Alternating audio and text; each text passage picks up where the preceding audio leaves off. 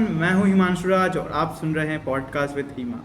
आज हमारे special guest हैं मिस्टर ब्रिजेश कुमार। ये एक क्राइम ब्रांच में बहुत अच्छे पद पे हैं और इनका एक्सपीरियंस बहुत अच्छा है और हमारा इनसे आज बहुत लंबा बातचीत होने वाला है।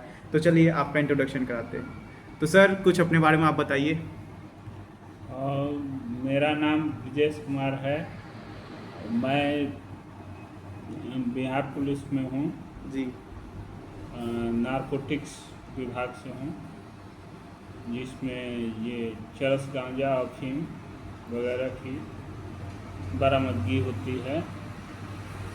उसका डिटेल हर ज़िले से मंगा के और उसके बारे में डिटेल जानकारी दी जाती है भारत सरकार को। और आगे आपसे बात होगी तो फिर। तो सर ये हमें बताइए कि जैसे आप इस डिपार्टमेंट में आए कैसे। आप शुरुआत में आप मतलब कौन सा स्टडीज़ कर रहे थे, हमारे बेसिक से बताइए। मतलब आप किस गांव से बिलोंग करते हैं बिहार में। बिलोंग तो वैसे सिवान जिला है बिहार में। और इस डिपार्टमेंट में आने का मेन वही, अब क्या बताया जाए। सर आप थोड़ा पानी पी लीजिए, थोड़ा नर्वस हो रहे हैं, स्टार्टिंग में होता है, आप क्या कर सकते हैं। तो चलिए हम बताना चाहते हैं कि हम इनसे इंटरनेट के थ्रू मिले और ये बहुत अच्छे इंसान हैं। लास्ट में आपको इनसे बताएंगे कि हमारा मतलब रिलेशन क्या है। तो आप सुनिए कुछ बातें। जैसे ये एक सिवान गांव में रहते थे, इन्होंने बताया। और इन्होंने आपने अपनी पढ़ाई कहाँ से की है सर, ये बता दीजिए थोड़ा। पढ़ाई शुरुआत में बिहार से की है, बिहार से की है। सिवान जिला से ही। जी और 10th के बाद यूपी इलाहाबाद से किया है जी। ग्रेजुएशन। उसके बाद शॉर्ट हैंड की भी तैयारी किए हैं। ओ, तो आपकी स्पेशल स्किल्स शॉर्ट हैंड है। जी, शॉर्ट हैंड क्या होता है, बहुत सारे मेरे मतलब लोगों को नहीं पता होगा शॉर्ट हैंड होता है क्या। आप थोड़ा एक्सप्लेन कर दीजिए शॉर्ट हैंड के बारे में। शॉर्ट हैंड दरअसल किसी भी चीज़ को शॉर्ट में लिखना है। जैसे जो हम आप बात कर रहे हैं जी। उसको शॉर्ट में लिख के उसके बाद डिस्क्राइब करना। अच्छा, ये बहुत पहले से ये स्किल चल रही है ना, बहुत लोगों को हाँ। नहीं पता। मुझे भी आज ही शॉर्ट हैंड के बारे में पता चली। तो चलिए और हम बात करते हैं, आप किस कॉलेज से अपना हायर स्टडीज़ किए हैं सर इलाहाबाद में। इलाहाबाद में वैसे ग्रेजुएशन तो कानपुर यूनिवर्सिटी से। जी और उसके बाद फिर तैयारी किया। जी, आप मतलब गवर्नमेंट एग्जाम की भी एग्जाम, कंपटीशन एग्जाम की तैयारी कंपटीशन की। की तैयारी तो उस की। समय क्या माहौल था एग्जाम के लिए, मतलब वहाँ पे उस समय भी पेपर लीक होते थे क्या उस टाइम पे, जो पेपर होते ना, थे। उस समय इतना ज़्यादा नहीं था लेकिन इतना ज़्यादा नहीं था। नहीं था। अब तो बहुत बढ़ चुके हैं केसेस, क्या बताएं। तो हाँ, चलिए। ज़्यादा है। जी जी।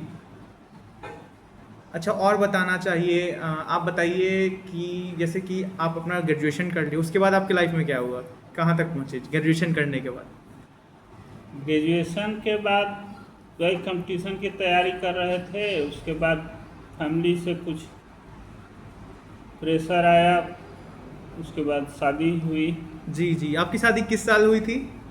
शादी 2013 में। 2013 में। काफ़ी लंबे समय हो गए हैं आपकी शादी को होकर। अच्छा बताइए, जैसे 2013 में शादी हुई, फिर आप जॉब, फर्स्ट जॉब कब किया, आपका फर्स्ट सैलरी क्या था जॉब का। मतलब बहुत कम होता है स्टार्टिंग में किसी किसी का। हाँ, जी। फर्स्ट तो मेरा हेल्थ डिपार्टमेंट में था। हेल्थ डिपार्टमेंट बिहार में ही आप जॉब किए। बिहार में। जी। अच्छा। स्टेट हेल्थ सोसाइटी है, जी। वहाँ था। और फर्स्ट सैलरी मेरी थी 10,000 रुपये। 10,000 उस समय भी वैल्यू था 10,000 का। 2013 में, 2014 में बहुत वैल्यू था। 2014 में। जी। फिर सेकंड जॉब आपने कौन सा किया, फिर उसी को कंटिन्यू कर रहे थे। हाँ, उसी को कंटिन्यू कर रहे थे। फिर फॉर्म रजिस्ट्रेशन हुआ, फॉर्म भरा मैंने। जी उसके बाद एग्ज़ाम दिया। फिर साइबर से जी। निकला, उसमें दिया, उसी में हुआ। उसके बाद ये बिहार पुलिस में आया। पहले सिवान में पोस्टिंग थी, जी सिवान में।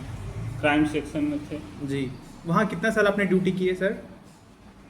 वहाँ लगभग 18 में ज्वाइन किया था, 24 तक वहाँ किया। तो आप 24 वहाँ कोविड में भी थे? अच्छा सर, कोविड में मतलब आप लोग कंटिन्यू जॉब के थे या फिर वर्क फ्रॉम होम था आपका? नहीं नहीं, कंटिन्यू। सर तो बहुत ज़्यादा उस समय तो केसेस इंक्रीज हो रहे होंगे, बहुत प्रॉब्लम हुआ होगा। आपके कोई भी फ्रेंड्स को कोविड हुआ था? हाँ, कोविड तो हुआ था। और वो क्या कहा जाए, कोविड मतलब नहीं होने के बाद भी पॉजिटिव आ जा रहा था। क्या बात कर रहे हैं सर, आपको तो नहीं ना हुआ था कोविड? हमको भी मतलब ऑफिस से था ये रूल्स कि सबको चेक कराना है कोविड। जी जी। उसमें मेरा भी चेकअप हुआ था। जी। तो सर्दी जुकाम बुखार वगैरह कुछ नहीं होने के बावजूद भी पॉजिटिव आया। जी, तो फिर आपने कैसे उसको संभाला? मतलब उस सिचुएशन में मेंटल स्किल काम नहीं करता है, कैसे क्या सही करें? सही बात है। बहुत नर्वसनेस हो गया होगा आपको। हाँ, उसके बाद फिर बोला गया कि घर पे ही रहना है, जी। कहीं बाहर नहीं निकलना है। अच्छा। फिर थे घर पे ही। 2 दिन बाद फिर 2-3 दिन बाद फिर से चेकअप कराया तो निगेटिव आ गया। अच्छा सर, जैसे आप सिवान में पोस्टिंग थे लगभग 2018 से, तो सर वहाँ पे कोई ऐसा केसेस था जो बहुत इंटरेस्टिंग, जिसके बारे में अभी आप बात कर सकते हैं? मतलब कुछ ऐसा केस पूरा डिटेल में मत बताइएगा, जैसे किसी का नाम मत, मगर थोड़ा सा स्टोरी आप बता सकते हैं जो ऑडियंस को अच्छा लगे सुन के, थोड़ा इंटरेस्ट जगे। केसेस तो बहुत सारे आते थे। डेली क्राइम सेक्शन में वही काम ही था। तो वैसे तो ऐसा कुछ याद नहीं है, लेकिन एक आध केस ऐसे हैं। एक मर्डर का केस था। जी, उसमें क्या हुआ था सर? उसमें हुआ था ये कि प्रेम प्रसंग का मामला था। जी।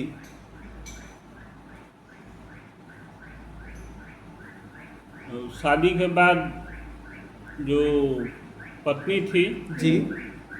वो अपने बॉयफ्रेंड से मिल के जी। अपने पति को मार के बेड के नीचे बेड के नीचे? बेड के नीचे वो खोद के गुफा, और उसके जी। बाद उसमें दफन कर दी और उसके ऊपर वाह। से थे।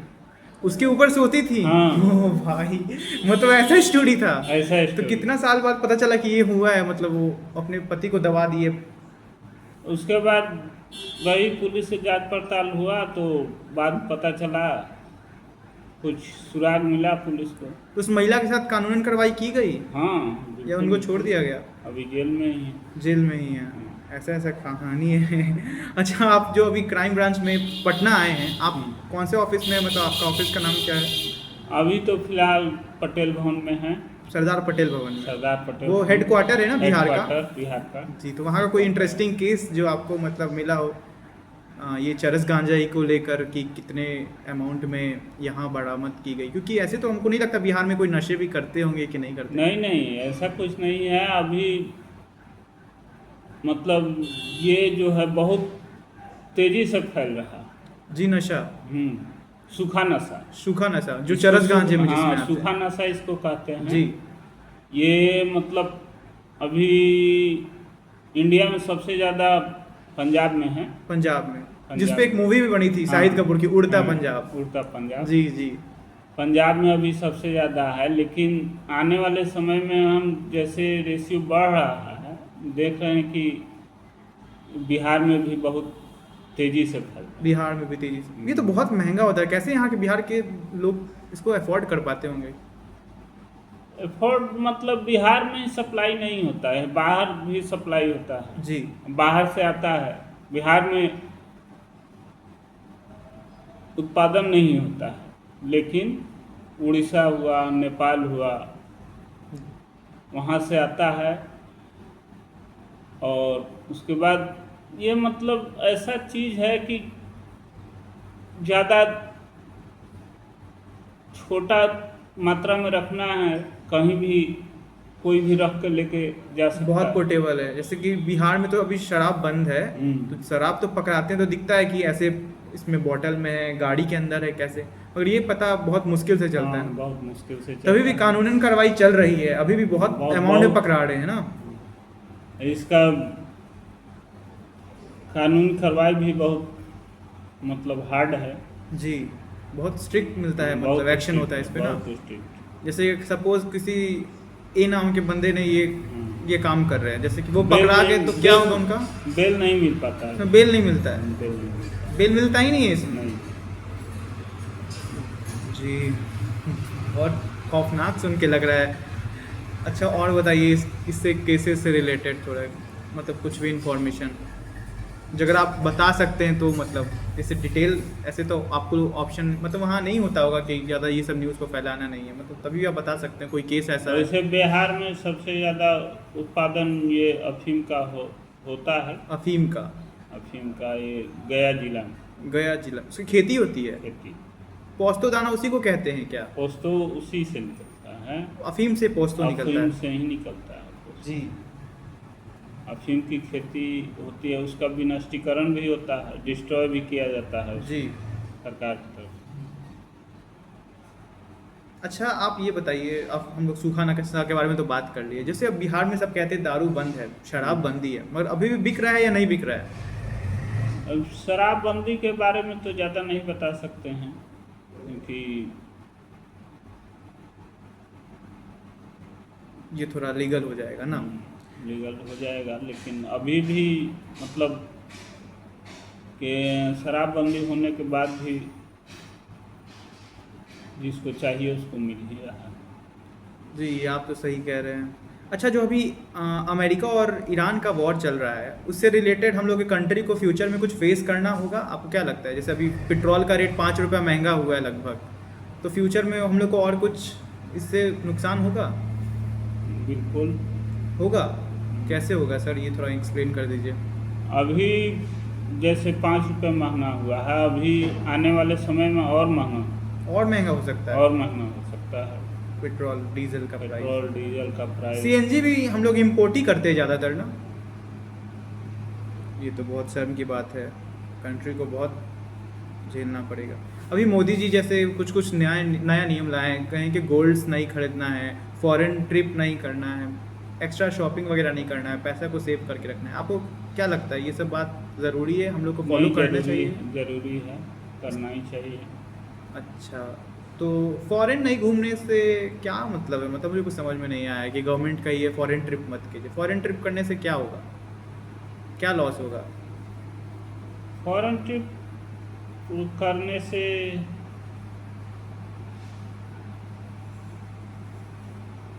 अच्छा, कोई बात नहीं, डीजल पेट्रोल ही है कि यूज़ मिस यूज़ होगा, यही होना चाहिए। अच्छा, कुछ आप मेरे से कुछ क्वेश्चन पूछना चाहते हैं सर तो पूछ सकते हैं, एजुकेशन से रिलेटेड, क्या अभी सोसाइटी में ट्रेंड चल रहा है, क्या इस टाइप का, क्योंकि मुझे तो इतना नॉलेज नहीं है, अभी मैं क्लास 12th पास आउट हूँ। आप पूछ सकते हैं कुछ भी क्वेश्चन। वैसे अपने तैयारी के बारे में कुछ?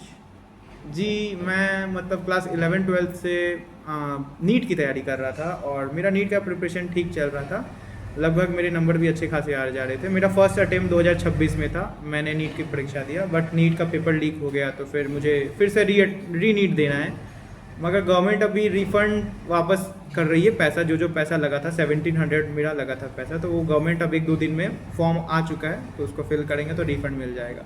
तो अभी 21 जून को री नीट होने वाली है, तो मुझे री नीट देना है सर।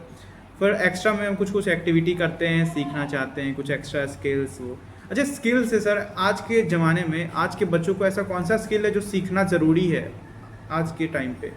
वो स्किल उनको फ्यूचर में काम देगा। डिग्री तो काम आती है, मगर जो स्किल होता है वो लाइफ टाइम काम आता है। तो सर आप बताइए कोई ऐसा स्किल्स जो बहुत इंपॉर्टेंट हो, बच्चों को सीखना हो। स्किल पर्सनल तो ऐसा कुछ नहीं है, लेकिन वो बच्चे पे डिपेंड करता है, जिस तरफ बच्चे का झुकाव हो ज़्यादा।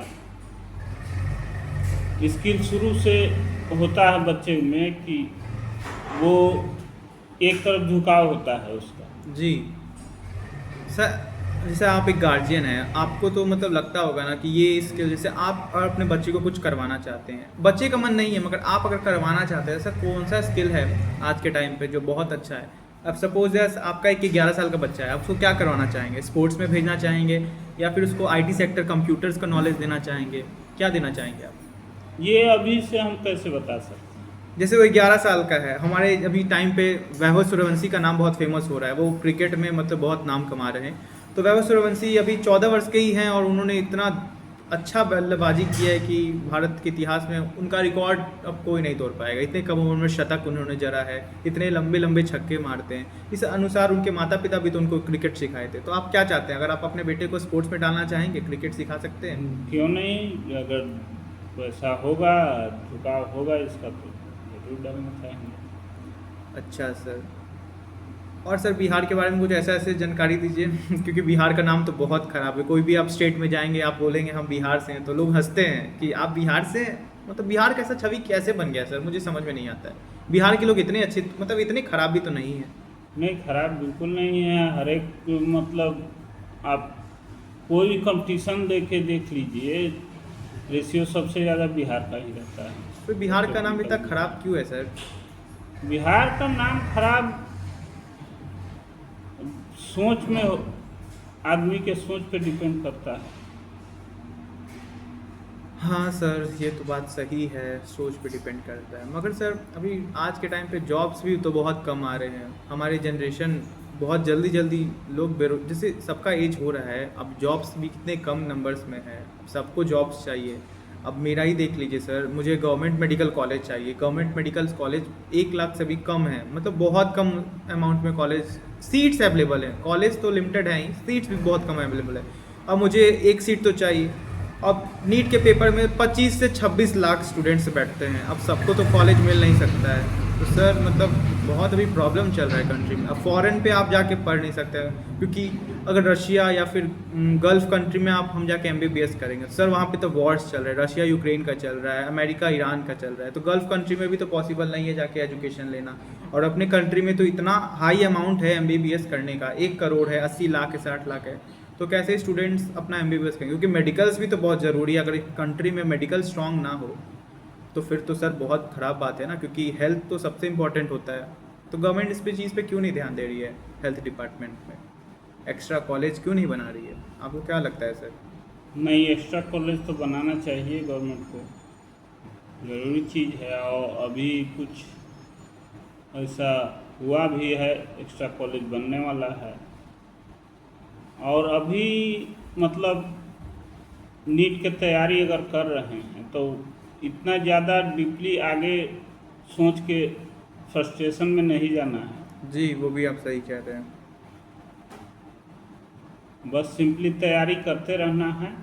और एक बार फेल होते हैं, 2 बार फेल होते हैं, तो उससे घबराना नहीं है। बट सर एक और ट्विस्ट वाली बात है कि जैसे NTA जो है, नेशनल टेस्ट एजेंसी, जो भी कहिए इसको, तुम बर्बाद ही है NTA। और NTA ने नया पोस्ट डाला है सर, उन्होंने कहा है कि अब नीट में भी जेई जैसा हो जाएगा, मतलब अटेम्प्ट जो होंगे वो लिमिटेड हो जाएंगे। जैसे जेई में आप 2 अटेम्प्ट से ज़्यादा नहीं दे सकते, वैसे नीट में भी अब अटेम्प्ट लिमिटेड हो जाएंगे। और एज लिमिट लगने वाला है। एज लिमिट लगने के बाद मतलब कोई भी स्टूडेंट लगभग, अभी तो एक्यूरेट टाइम और वो नहीं आया है, ईयर कितने साल तक बच्चे नीट का एग्ज़ाम दे सकते हैं, मगर ऐसा अनुमान लगाया जा रहा है कि 24 साल के उम्र तक ही बच्चे नीट का एग्ज़ाम दे सकते हैं। 17 साल मिनिमम और मैक्सिमम 24 ईयर। पहली बात तो ये सोचना आप बंद कर दीजिए कि नीट की तैयारी हम कर रहे हैं, नीट अगर नहीं निकला मेरा तो क्या होगा।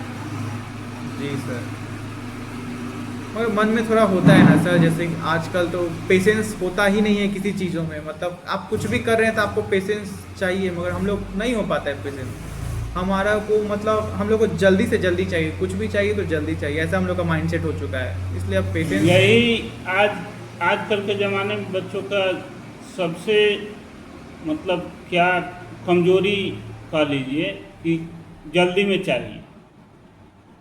सही कह रहे हैं सर, हम लोग का यही प्रॉब्लम ही है, पेशेंस हो ही नहीं पाता है किसी चीज़ों में। अगर टैबलेट चाहिए, पापा से बोलेंगे पापा चाहिए चाहिए, पापा कहेंगे वेट कर ले बेटा, दिलवा दूंगा दिलवा दूंगा। नहीं, 1 महीना के अंदर ही चाहिए, चाहिए तो चाहिए। स्मार्टफोन चाहिए, लैपटॉप चाहिए, मगर चाहिए। मतलब बहुत गंदा हम लोग का ये, खुद ही मैं एक्सेप्ट कर रहा हूँ, ये प्रॉब्लम है जिससे हम लोग मतलब हमेशा गार्जियंस को परेशान करते हैं कि नहीं नहीं हमें चाहिए तो चाहिए। ये जो जिद है ये अच्छी है बुरी है सर, आप बताइए कुछ। नहीं, बुरी जिद है, अच्छी नहीं है। पेशेंस रखना सीखना चाहिए, जी पेशेंस से ही कामयाब होता है। जी, बिल्कुल सही कह रहे हैं सर आप। अच्छा सर, एक नया टॉपिक हम लोग स्टार्ट करते हैं। सर जैसे बिहार पुलिस के बारे में ये कहाँ मतलब कहते हैं लोग कि मतलब उनकी छवि बहुत ख़राब हो चुकी है बिहार पुलिस की भी, करप्शन को लेकर। ये सही बात है? एक के नाम पे सब लोग नाम बदनाम हो गए, बिहार पुलिस में सब बदनाम हो गए। मगर मुझे नहीं लगता है कि कुछ कुछ ही लोग ऐसा करप्शन करते होंगे। सभी लोग तो करप्ट नहीं ना है नहीं सर। नहीं, बिल्कुल नहीं, ऐसा बिल्कुल नहीं है। तो सर कुछ लोगों के कारण सब लोगों को करप्ट क्यों कहा जाता है? मतलब कोई भी अब वो बोले तो हम आदमी का सोच वैसा हो गया है ना कि सोच में ही आदमी को बैठ गया है कि पुलिस की छवि ऐसी हो सकती है। सर हमारे साथ अगर कुछ क्राइम भी होता है तो पुलिस स्टेशन जाने में हम लोग 100 बार सोचते हैं कि नहीं, दबा के इस बात को छोड़ देते हैं, यहीं पे नहीं जाते हैं सर, क्योंकि सोचते हैं कि वहाँ जाएंगे तो वहाँ के जो एसआई होते हैं वो हमसे पैसा मांगेंगे, ज़्यादा अमाउंट में पैसा मांगेंगे, केस दबाने के लिए भी पैसा मांगते हैं, केस करने के लिए भी पैसा मांगते हैं सर। ऐसा हो चुका है। ऐसे इसलिए गार्जियन नहीं, किसी कोई भी अगर हमारे साथ साइबर फ्रॉड हो या फिर कुछ भी हो तो हम लोग सब दबा के रह जाते हैं, सह लेते हैं सर। ये बहुत मतलब नहीं, दबाने से कुछ नहीं होने वाला है। अगर आप जाते हैं कंप्लेंट करने, वहाँ नहीं होता है तो उसके आगे भी है रास्ता आपका। ऐसा थोड़ी है कि वहीं पे समाप्त हो गया रास्ता आपका। सर मान लीजिए मेरे साथ एक साइबर फ्रॉड हुआ है, हाँ। लगभग मैंने 1 लाख पैसा डुबा दिया। ठीक। तो उस साइबर फ्रॉड को मैं रिफंड करने के लिए मैं क्या करूंगा सर? इस सिचुएशन में मुझे क्या करना चाहिए? पहले तो अगर फ्रॉड होता है तो तुरंत 1930 जी हेल्पलाइन नंबर है, उस पर कंप्लेन कीजिए, बताइए। वो आपका कंप्लेन होगा उसी समय जिस अकाउंट में आपका पैसा गया है उस अकाउंट को फ्रीज कर देगा। जी फ्रीज कर दिया जाएगा। उसके बाद वो उसमें से ट्रांजैक्शन नहीं कर सकता है। तो अगर टाइम से आप कर देते हैं कंप्लेन तो रिफंड होने का चांसेस है। चांसेस है? अगर सर 2-3 साल हो गया हो फ्रॉड हुए हुए, फिर कोई चांसेस है? नहीं, तब तो दिक्कत है। तो कोई भी चांसेस नहीं, गवर्नमेंट वो कुछ काम नहीं कर सकती? अच्छा, ये केस करने पे भी कानूनन कार्रवाई होती है केस करने वालों पे? हाँ बिल्कुल। जैसे मेरे साथ फ्रॉड हुआ है, मैं 2-3 साल तक गवर्नमेंट को कुछ नहीं बताया और फिर मैं तीसरा साल गया साइबर क्राइम में, साइबर ब्यूरो में कंप्लेन करने, तो मेरे साथ भी कानूनन कार्रवाई की जाएगी? फ्रॉड ये तो है कि फ्रॉड होते समय मतलब फ्रॉड अगर हुआ है तो तुरंत कार्रवाई करने पे जल्दी सुनवाई होती है। क्योंकि सर ये सुना गया है कि मतलब ठगना क्राइम है, ठगाना क्राइम नहीं है। है कि नहीं सर?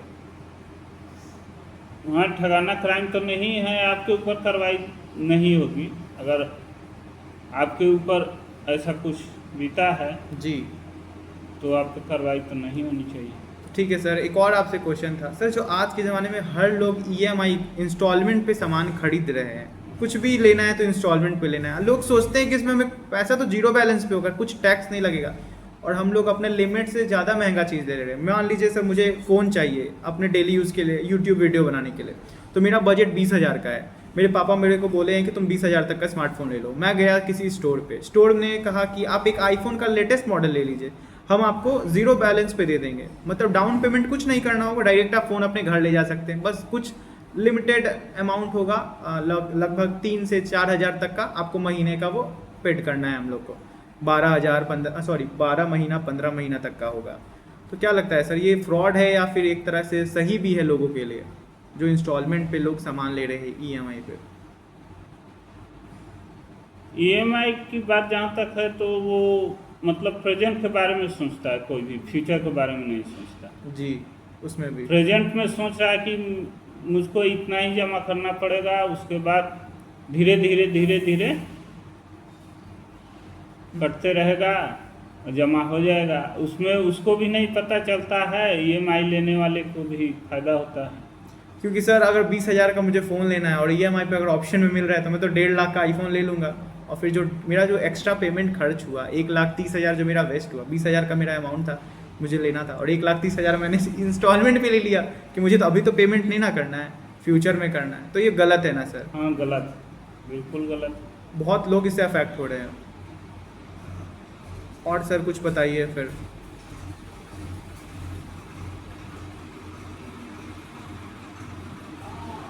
और अपने बारे में बताइए कुछ। अच्छा, हम अपने बारे में क्या बताएं सर। सर हमारा एजुकेशन जैसे बिहार में हमारा भी एजुकेशन हुआ है पटना में। डीएवी खवाल से मैंने क्लास 10th तक पढ़ाई की है। 12th मैंने हाजीपुर में एक गवर्नमेंट कॉलेज में पढ़ाई की है 12th तक। अभी फ़िलहाल तो मैं बेरोजगारी हूँ। क्लास 12th पास आउट हूँ, इसी साल हुआ हूँ। अब नई नई स्किल्स सीखना चाहता हूँ, एडिटिंग सीखना चाहता हूँ मोबाइल में, कुछ अपने आप को डेवलप करना चाहता हूँ, क्योंकि अच्छी बिना बात है। स्किल्स के कुछ फ्यूचर में तो हो नहीं सकता है। डिग्री लेके सपोज दैट मैं एक बीए का ही डिग्री ले लूँ ग्रेजुएशन का, फिर मैं बैठा रहूँ, वो डिग्री भी रखे रहे किसी कवर्ड पे, तो क्या फ़ायदा। अगर मैं कोई स्किल सीखूँ, कुछ करूँ, तो वो तो फ्यूचर में मुझे काम देगा ना सर। मैं यही अपना मेरा माइंडसेट है, मैं यही सोच रहा हूँ। नहीं, अच्छी सोच है, स्किल्स हमें भी चाहिए, जी आगे चल कर बहुत फायदेमंद हो सकते हैं स्किल्स में। जी और सोच वैसे आपकी अच्छी है। जी जी और वही मैंने बताया ना कि फ्रस्ट्रेट नहीं होना है किसी भी चीज़ में। जी अगर नीट की तैयारी कर रहे हैं तो मन लगा के कीजिए, और आगे के बारे में सोचना अभी जल्दबाजी होगा हमारे समझ से। मतलब प्रेजेंट में जीना, फ्यूचर के बारे में नहीं प्रेजेंट में जीना है, सोचना, हार्ड वर्क करते रहना है। हार्ड वर्क करते रहना है। जी सर।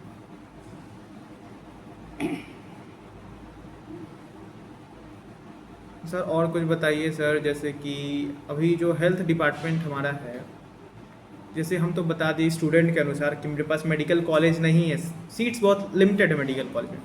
बट सर पेशेंट्स भी जो गवर्नमेंट में जा रहे हैं मेडिकल कॉलेज में, मतलब गवर्नमेंट हॉस्पिटल में इलाज करवाने के लिए, तो सर मैं देखता हूँ वीडियो में, कुछ कुछ वीडियो ऐसा दिखता है जिसमें मतलब एक डॉक्टर है, उनके पीछे मतलब लगभग 150 से 200 पेशेंट्स की लाइन लगी है। अब उस डॉक्टर को भी तो कितना फेस करना पड़ता होगा, 150-200 पेशेंट्स को मेडिसिन देना, ये कोई इजी काम तो है नहीं। उस गवर्नमेंट मेडिक उस डॉक्टर के दिमाग, उसका सैलरी भी तो बहुत कम मिलता है सर। तो सर ऐसा क्यों है, डॉक्टरों की भी तो बहाली ज़्यादा से ज़्यादा करनी चाहिए। तो गवर्नमेंट भी तो इस चीज़ पे भी ध्यान नहीं दे रही, इस पे आप क्या कहना चाहेंगे। ये एक तो पॉपुलेशन ज़्यादा है इंडिया में, बहुत ज़्यादा अब पॉपुलेशन। पॉपुलेशन के हिसाब से डॉक्टर की संख्या कम है, संख्या बढ़नी चाहिए। और सैलरी भी हमारे समझ से हाँ कम है। बहुत कम है सर, 60 से 75 हज़ार नॉर्मल डॉक्टर को मिलता है गवर्नमेंट हॉस्पिटल में सर। और बताइए सर, ये जैसे ये भी होता है कि केस जो सुप्रीम कोर्ट है, हाई कोर्ट है, वहाँ पे भी जज का संख्या बहुत कम है सर। मतलब जो भी केस आ रहे हैं आजकल, तो सब केस तो मैक्सिमम पेंडिंग ही जाते हैं, क्योंकि जज ही नहीं, लिमिटेड जज हैं, उतना सारा केस कैसे सॉल्व करेंगे। मैक्सिमम जज तो छुट्टी पे ही रहते हैं। तो क्या जज का भी मतलब नंबर बढ़ाना चाहिए कि नहीं बढ़ाना चाहिए। जज का नंबर तो अपने से नहीं बढ़ा सकता है, नहीं नहीं बढ़ा सकते हैं, जैसे गवर्नमेंट को कुछ करना चाहिए, गवर्नमेंट को। क्योंकि डेमोक्रेसी को मेंटेन रखने के लिए लॉ को फॉलो तो करना पड़ेगा ना। और लॉ फॉलो करने के लिए अगर रूल सब नहीं करेंगे, रूल फॉलो नहीं करेंगे, तो रूल फॉलो करने के लिए तो जज का ही संख्या चाहिए ना। अगर कोई क्राइम कर रहा है तो उसको सज़ा देना एक तो जज का ही काम होता है। तो हमारे देश में तो जज की संख्या बहुत कम है। हाँ, जज की संख्या कम है।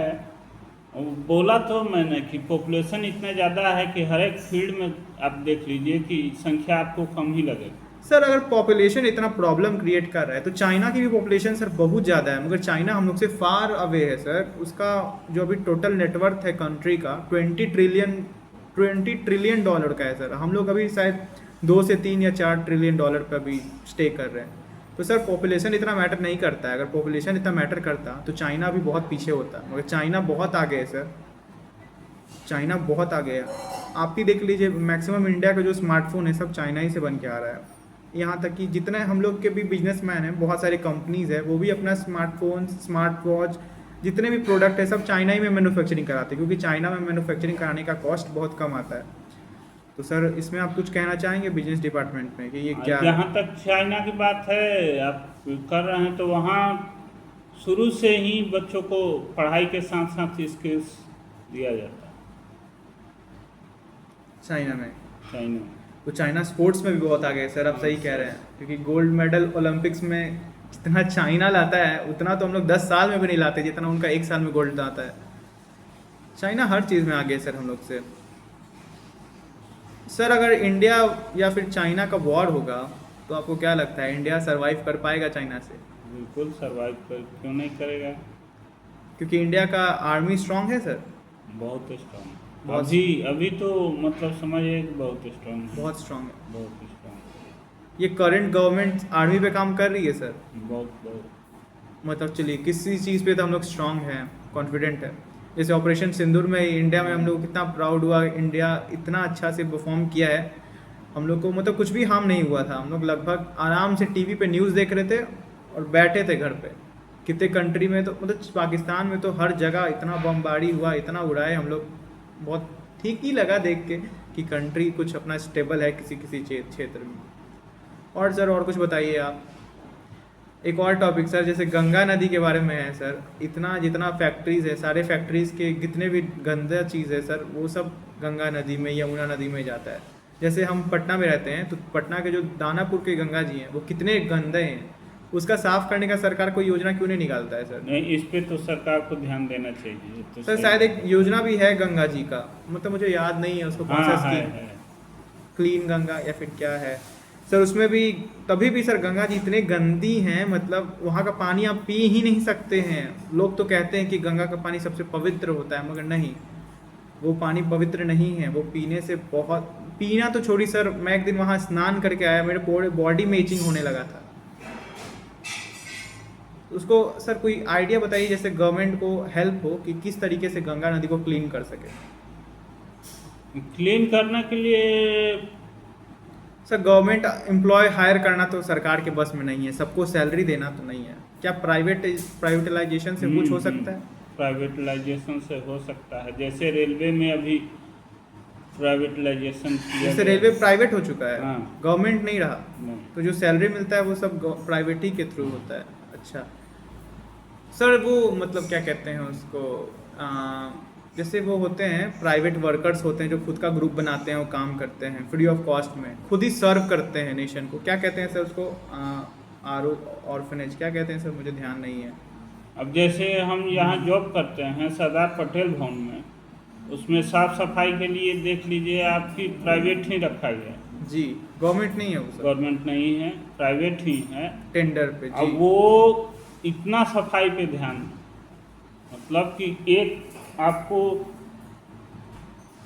एक कचरा नहीं दिख सकता है कहीं, दिन भर मतलब लगा कंटिन्यू होता है। कंटिन्यू। बहुत सही बात है सर। सर अभी जैसे गर्मी मुझे इतनी लग रही है तो हीट के बारे में बताइए सर। अपने कंट्री में मैक्सिमम, जैसे एक सर्वे हुआ है कि टॉप हीट कंट्री, मतलब टॉप हीट सिटीज़ का, तो जो हमारा कंट्री है वो टॉप 100 में 99% 99 सिटीज़ है जो टॉप 100 में है। सोच लीजिए सर, ये स्थिति हो चुका है। हर सिटी में 45-44 डिग्री सेल्सियस टेम्परेचर रह रहा है। तो ये हीट का मतलब ये टेम्परेचर तो बढ़ते रहेगा ना सर।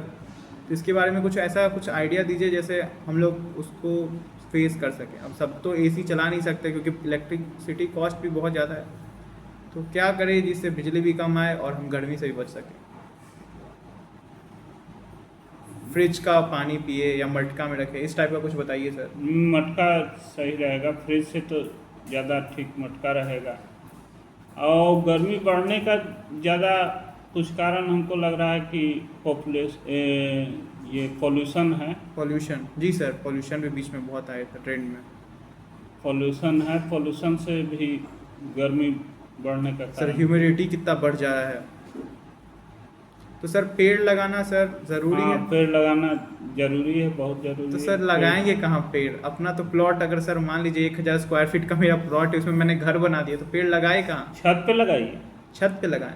बिल्कुल, सर आपने आइडिया सही दिया, छत पे लगाएं। मतलब ऑप्शन बहुत है सर, बहुत ऑप्शन है, मगर लोग लगा नहीं रहे हैं सर, नहीं लगाएंगे। बहुत कम, क्योंकि पेड़ का अभी मैंने हाल फिलहाल में आज मैंने मोबाइल पे एक वीडियो देखा है, उसमें देखा है एक शख्स ने लगाया है 400 पेड़ 400 पेड़ अपने छत पे। छत पे।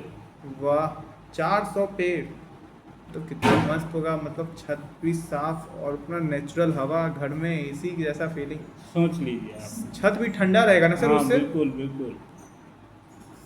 तो मतलब अगर रोड पे पेड़ नहीं लगा सकते हैं तो हम छत पे भी लगा सकते हैं ना सर। लोग भी बहुत अलग अलग हैं लोग सर। जैसे रोड के डिवाइडर पे अगर गवर्नमेंट पेड़ लगवाती है ना, तो शाम तक वो पेड़ लेके अपने घर चले जाते हैं, गमला भी लेके भाग जाते हैं सर। ऐसे ऐसा हीन लोग हैं धरती पे। तो वैसे इंसान के लिए अब आप क्या कर सकते हैं?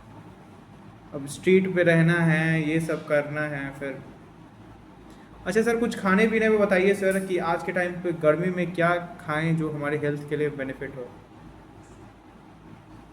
हरा सब्जी खाइए। हरा सब्जी? फिर हरा सब्जी तो टेस्टी नहीं होता है, कुछ टेस्टी फास्ट बताइए। फास्ट फूड से दूरी बनाए रखिए। फास्ट फूड से दूरी बनाएं। और सर कुछ पीने के बारे में बताइए, किस किस चीज़ का सेवन ज़्यादा करें पीने में जो हमारे पेट को ठंडा रखे। बेल का शरबत। बेल का शरबत? सर गन्ना बेल का का शरबत, जूस। अच्छा गन्ना का जूस। और सर? और मट्ठा सर, वो दही का? दही का छाछ छाछ मट्ठा। जी सर। अच्छा सर, अपना फेवरेट फूड बताइए सर, आपको फेवरेट फूड क्या है?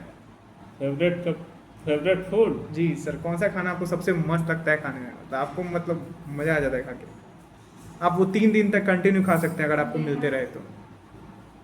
फेवरेट फूड तो मतलब हम लोग पहले गांव का खाए हुए हैं, इस वजह से मेरा फेवरेट फूड मक्के की रोटी जी। और साग। साग? वाह सर, क्या कॉम्बिनेशन है। हमें भी खिलाइए सर अपने घर बुला के कभी। और सर मेरा तो सर फेवरेट फूड मंचूरियन और उसके साथ जीरा राइस मेरा फेवरेट है।